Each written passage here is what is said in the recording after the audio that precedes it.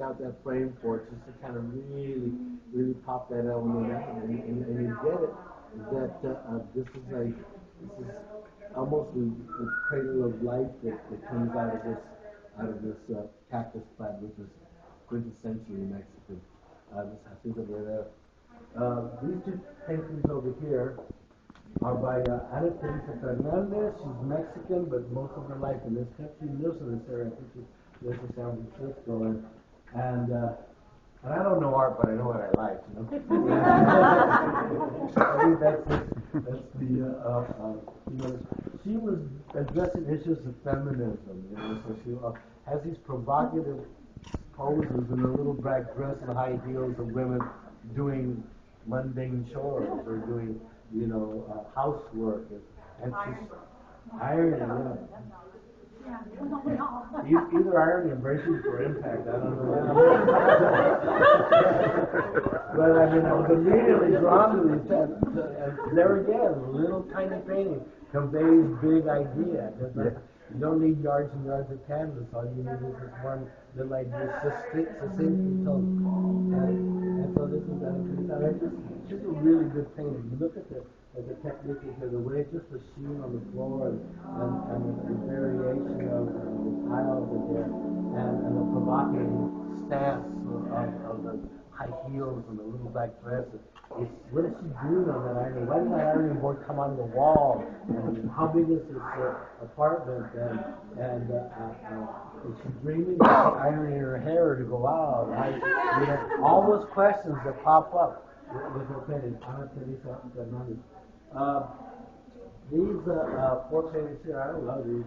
These are by an LA painter named Eloy Torres, and he was one of the original, one of the early Chicano painters, and he did a lot of the most famous murals in LA. But I love these portraits that he did. And these two guys are Randy and what's his face, Rodarte, Randy and Scott Rodarte, who are members of his band. He has a band and he paints them. And they're just, classic Chicano, but classical paintings. I mean, there's a Hogarth. There's a Hogarth painting that I saw in the Getty that was David, David and Goliath, that guy. And these are usually presented in classical paintings. David is very, little bodybuilder kind of David with a sling, and they try to get him on loincloth as much as possible. But the Hogarth painting was just like as he was. It's like a little yellow toothless shepherd kid, It looks like any 16-year-old kid or a 15-year-old kid like me with a leather jacket on. And I love the way he depicted that same thing, but these are Chicanos in the phone. This is his wife, and I love this painting that, it looks like an African prince, but he's in fact standing in front of a building. And that building kind of forms with like a headdress on it. It's just really, really wonderful. This is Eloy Torres from LA. These three. There's another fourth one, but it's in my house right now. I couldn't let them all go at the same time. Are by a painter named John Valadez, who's one of the seminal Chicano painters in LA. He's one of the great ones. Currently, there's a show by John Valadez at the San Diego Museum in La Jolla.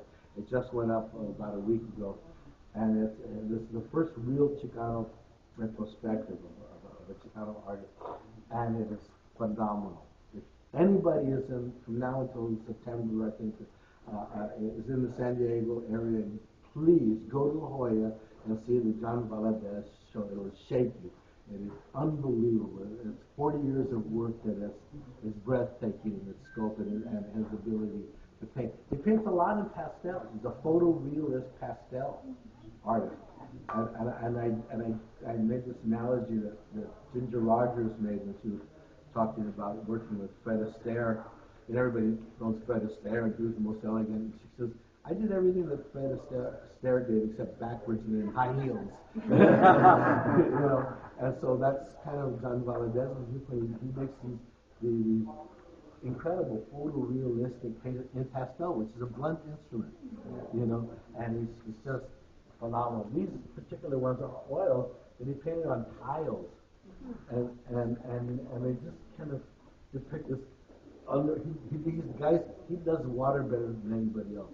Thanks a lot. And he just sees people in the plunge in his neighborhood pool, and how they live, and how that distorts their image. It changes them just in the fact that they're in water and they're free floating and they're free of inhibitions because water displaces weight and makes you free. And so that's what these paintings represent. Just the way he makes shadows and the paint. Here's this guy phenomenal. This is Don Valadez.